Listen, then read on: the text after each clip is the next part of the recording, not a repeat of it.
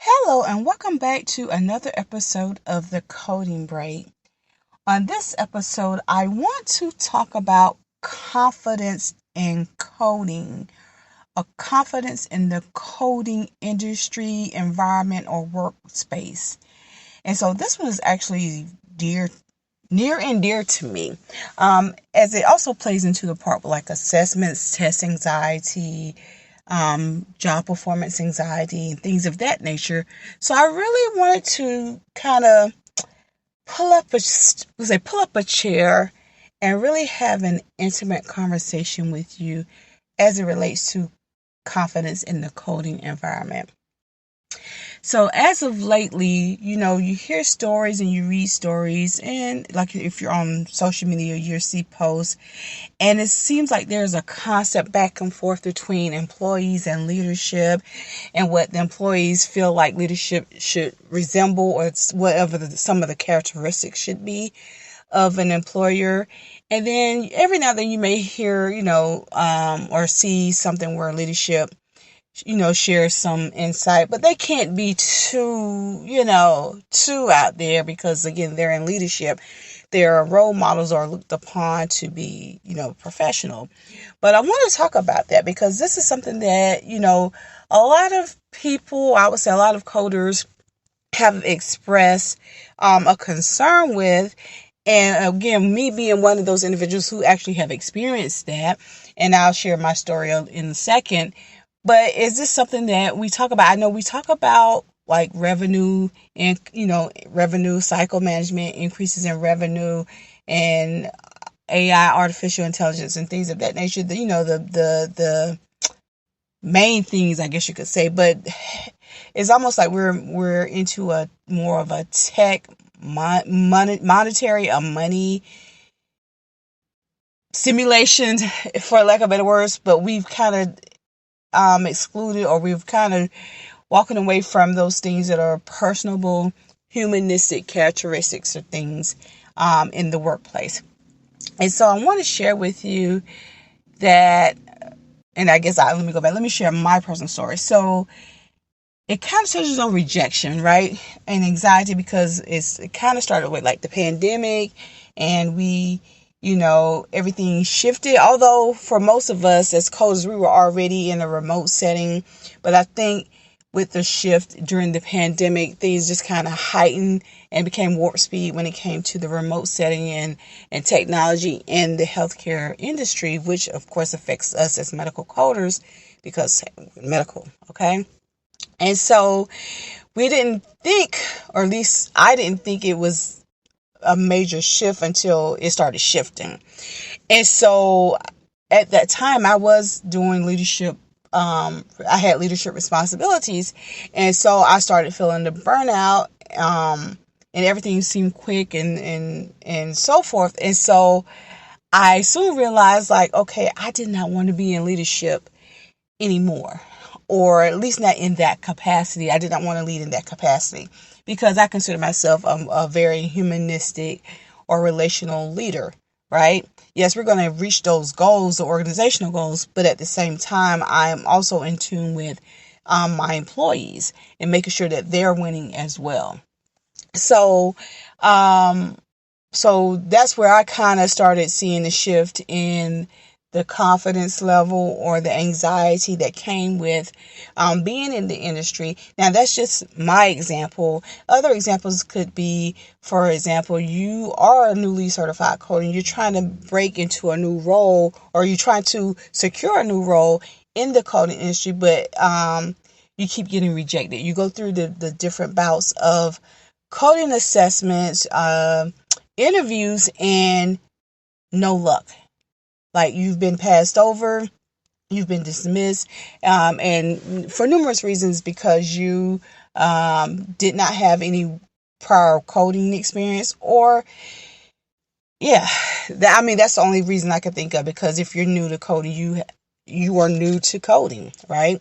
So of course you're going to come in without experience, and this is why you're applying for a job, because, hey, I want work experience. I get it. So another one is, let's say you did secure the job, right?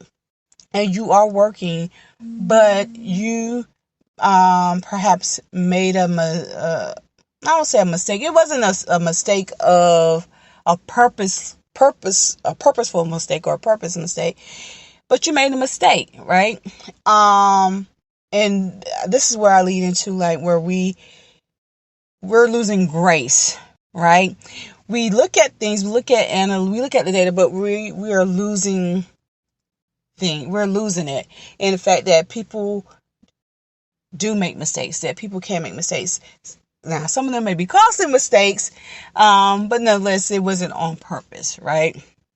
And so that too can cause an increase in anxiety, because now, let's say you do keep the job, you get to go through the processes, you get the verbal warning, you get the write-up, you get, so on and so on. Or you may get terminated because, right now, the way the economy is set up, organizations are quick to terminate you or hold true to that at-will clause, right? They can fire you at will, they can terminate you at will, just like you can quit and resign at will. So one of the things, and that's like I said, that also plays a part in your confidence. But in long story short, I say all that to say that sometimes it is not you. Sometimes it's not you. Don't beat yourself up, right? Don't beat yourself up when I would say you are rejected in this particular industry. Again, because you keep in mind, we are dealing with individuals, right? We are dealing with organizations. They are looking at the numbers. They are looking at the spreadsheets. They are more focused on that, right? And again, given the way the economy is set up, a lot more, there are many more organizations focusing on the bottom line. And so wherever there is a hiccup in the process, they are quick to eliminate that hiccup to streamline the process, right? Because it affects the bottom line. And so I'm going to go on record and say it's not you. You may have been the person who accidentally made the mistake, but it's not you. It doesn't dictate or doesn't say who you are as a coder, who you are as a person. And so what, you didn't get the job, right? So what, you didn't get the coding role as a new coder or as a seasoned coder for that matter. You did not get the role. That doesn't mean that you're not a good coder. And I think I mentioned this before in a previous episode or coding break, that it's not you. It's the circumstances. It could be that God has something greater for you, that there's a role uniquely or specifically created for you to embark on. Sometimes it may be you launching into entrepreneurship. You have your credentials, you've gone to school, you've received the training, or maybe you do have some experience under your belt in the line of medical coding. Then you can take that and you know what the heartburns are, right? Your pressure points, your points, your pinpoints, and then you can create I would say a career or business out of that, whether that's coaching, whether that's consulting, whether that's you write a book about it, whether you bring it to attention, whether you be a content creator, whatever those cases may be, you have been armed with additional information to talk about it. And so I want to come on again and just say about confidence, and that, like, even in this industry, as with any other industry, don't lose confidence in your coding skills. Don't lose confidence in your coding certification. Don't lose confidence, right? You may be rejected, you may be denied, you may not be accepted into a particular coding role or in an environment, a coding workspace, because you're dealing with all these things, right? And again, I'm here to remind you that organizations are looking more and more at the data. They're looking more and more at the bottom line. They're looking for ways to streamline their processes so that they can ensure that they are getting payments, right? Their reimbursements, their payments. And so whatever or whomever is causing a hiccup in that streamlined process, they're going to at will that individual, or they're going to at will that process, right? Again, to make it more streamlined so that they can get the additional or get the income or additional income to sustain that organization or that business. So again, sometimes it's not you. And again, I repeat that sometimes it's not you, it's the process. So you have to trust the process and know, especially if you have presented to an employer, even in the application process, that because there have been coders who, well, and we won't talk about that. That'll be another episode. But you've gone through the proper processes to become a coder, whether that's getting the proper training, whether that's sitting for your own certification exam, and you follow through the process as it relates to applying for a particular job, particular role, or what have you. And you may still end up losing, but again, that's not you. You're just not a good fit for that particular organization. And when I say a good fit, that doesn't mean that you are a bad fit at all, that you're a bad person or you're a bad coder. It just means that God may have something bigger and better for you, right? And you're not fit for that particular role or that organization. And let's say you did make mistakes, right? That doesn't mean that you are less of a person, that you don't know how to code or you what have you. It just means that you're human. You know what I'm saying? You are human. You're going to make mistakes. The thing is, you must learn from your mistake. Learn from your mistake. If you're able and are willing to learn from your mistakes, then you are indeed a great coder. At least in my eyes, you are a great coder. So I wanted to talk about that because I've been seeing the posts. I've been hearing from other professionals in the industry as it relates to some of the frustrations or the heartburn as it comes to whether it be leadership, whether it be in the coding role, non-leadership role. And I want to share that it's okay. It's not you.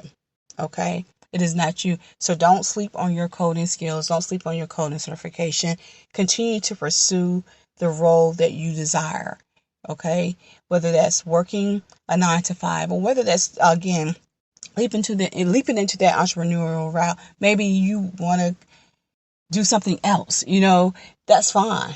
That's fine. But remain confident. That's all I'm saying. Remain confident. So I think we've been talking for a minute. I think it's time to go back to work. Okay, so that's all that I have for this coding break. I will not be dropping a video this week.